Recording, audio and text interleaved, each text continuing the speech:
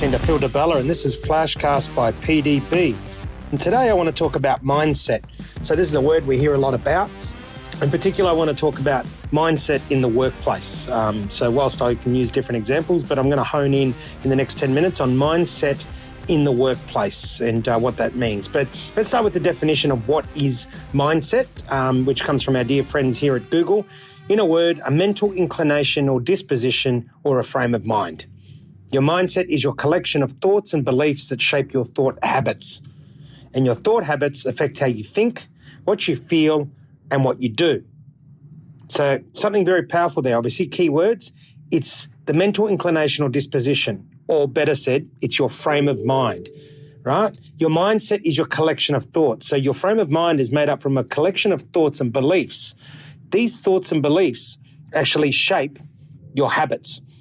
And that's something that I really want to come into, especially when we talk about mindset shifts and where we're going with mindset in the workplace, because this is something that obviously from starting my own company in 2002 and growing it from nothing to one of the most successful companies in the country and selling it, and now starting the coffee commune, which is getting great traction, we explore the concept of mindset, and I want to share a few different things that are happening. You know, what are the transformational things that are happening around mindset that I've seen in the last 20 odd years in business, which is very important. So 2022 marks 20 years of me being in my own business across the world, different businesses, New York, in Asia, India, etc. And mindset is something that I often refer to because it's our frame of mind.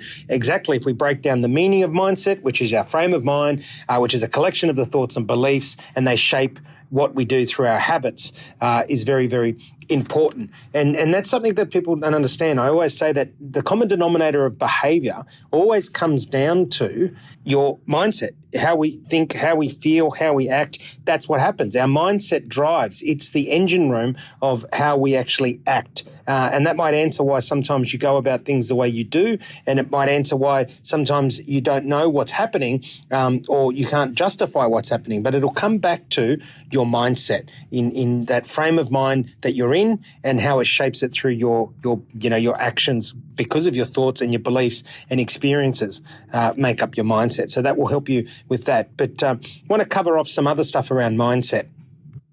So what do we actually see happening in the mindset space in a work environment is quite interesting. And let me cover some of it. We've gone over the years, this is what I've seen in the last 20 years, where organizations have been profit-focused to actually now being purpose-focused. So you've got organizations that were driven by profit. Everything was measured around profit.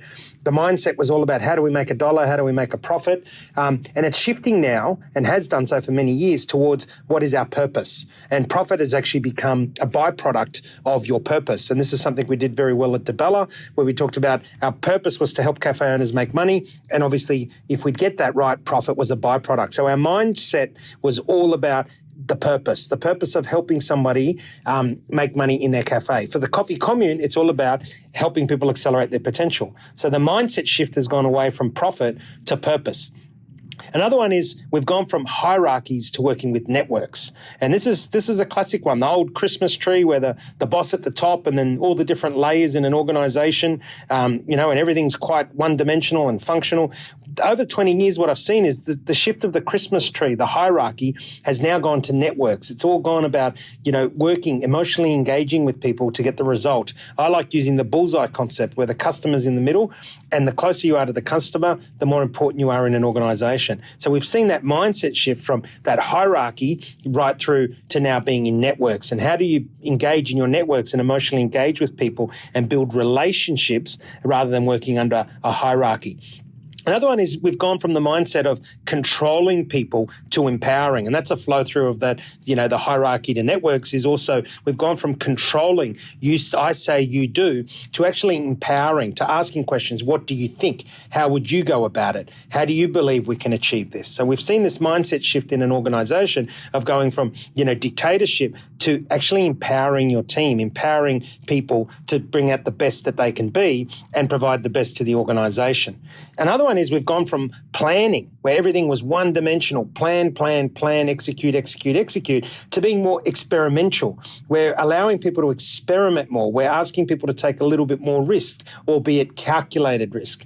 But this is a great mindset shift that's happened over the past 20 years that I've seen. It's gone from controlling to actually empowering your people to bring their best view, but then going from planning to experimentation, so that we're giving people the parameters. And the way I operate here is, here's the vision, here are the banks of the river, now operate within that. But don't be sharp and don't be held to, one-dimensional planning. I want you to experiment, but experiment calculated within those barriers. Understand that this is our vision, these are the parameters, and knock yourself out. And another example of mindset shift in the workplace is we've gone from this real secretive privacy, closed door discussions to more transparency. In a world of where access to information a lot quicker, a lot easier, people want to know more, and the more we know, the more we can do, as we talk about. So we've gone from this shift of privacy where everything's quite secretive, I tell you when I need to tell you, to being discussions and things being a lot more transparent in the workplace. So these are some of the things I've noticed in mindset shifts in the organization, and hopefully you're already adopting them. If you're not, maybe it's a great way to do an audit. Are you looking at your organization? Is the mindset of your organization around profit, or should it shift towards purpose? Is it around hierarchies where it should shift towards networking and working collaboratively with people? Is it from a controlling point of view where it should be about empowering your people? Is it from a one-dimensional planning, strict guidelines versus here are the banks of the river, feel free to experiment within those banks? And is it from a secretive privacy to a open discussion, transparent organization? And these are really 5 key areas that I've seen mindset shifts that have worked in the past 20 years that I've been in business, is that if you're leading organizations with the mindset of purpose, network, empowering, experimentation, and transparency, that you're actually building an amazing organization that is prospering. Now, some of the ways that you can improve your mindset and become a better version of you, to me, and this can be linked directly to us personally, is to define your own success. Make sure that success is your success, not what you want others to deem to be your success. Success is all about what you want to achieve personally, professionally, and family. Pen and paper, sit down, write those things down. So define your own success. What do you want to be personally, professionally, family? This will put you in the right mindset. Practice positive talk. So the way that you talk is a very big reflection of your mindset, how you talk to yourself, how you talk to others. So make sure that you're talking from a place of positivity, and this will help you shift that mindset to be more positive. Find your unique you. As my wife says, that Oscar Wilde says, be yourself, everybody else is taken. It's not about what you want somebody else wants you to be. What do you want to be? Be unique to yourself. Communication. Work on becoming a better communicator. Again, asking open-ended questions, having meaningful, deep conversations, being brave, and most importantly, don't overthink things. That mindset, if you overthink things, it will give you that negative mindset. We want to be in that positive growth mindset at all times. Right?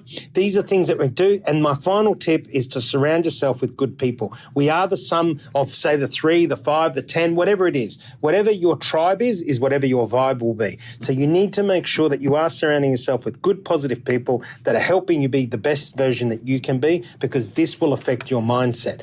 And remember, what we said at the start is that mindset is the engine room. It's the engine room of your behavior, right? It is all about your mindset that is going to drive how you think. Because again, we'll finish how we started. Mindset is that frame of mind. Mindset is the collection of thoughts and belief that will shape your thought habits. And that engine room of your thought habits will then depict how you act. So you need to be the better version of you. You need to be in that positive mindset. A great resource is Carol Dweck.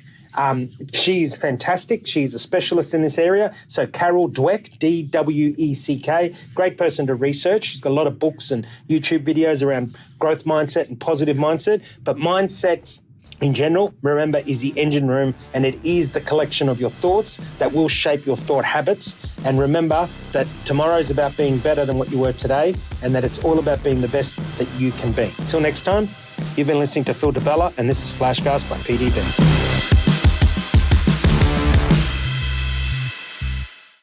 Hi, this is Phil DeBella, and if you don't know already, in 2022 May, I'll be putting the dancing shoes on with my daughter Annika for Dancing CEOs Queensland. She can dance and I can't, but the journey's going to be fun.